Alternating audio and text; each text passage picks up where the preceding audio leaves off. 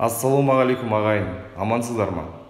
Осыдан 6 ай бұрын дәл осылай үйде отырып видео жазған едім.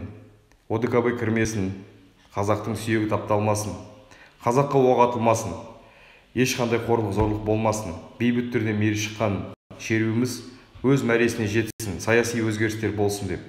Саяси өзгерістердің көбісі болды, қанмен келді, бірақ билік қазір өзін сол қанмен әбден бояды.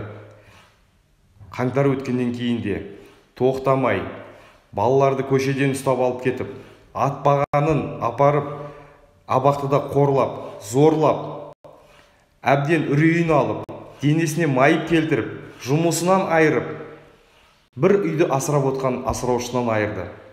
Енді келіп президенттік сайлау өткіземіз дейді. Жақсы, біз оған да дайынбыз.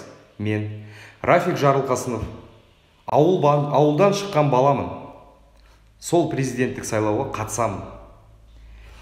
Өз атыммен ешқандай саяси құрылымдар мен ұйымдарды атынан емес, жеке өз атымнан президенттік сайлауға қатысамын. Қолдаңыздар ағайын, өз ойларыңызды жазыңыздар.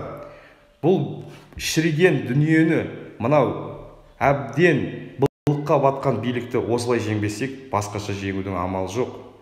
Ертеңгі бала шағамыз, отбасымыз қалай өмір сүреді, еліміз қалай болады? Мына дүрбелең дүниеде орнымыз қайда біздің? Өмір бойы Кремльге сыйынып, Құдайын ұмытып, затын ұмытып, тарихын ұмытқан миғұландар бізді билеп отыр. Біз соған жол бердік, үндемей жаттық, көндік, сендік, жетер енді. Мені қолдайтын болсаңыздар, комментарийға жазыңыздар. Қазақстан Республикасының келесі президенті Рафик Жарылқасынов.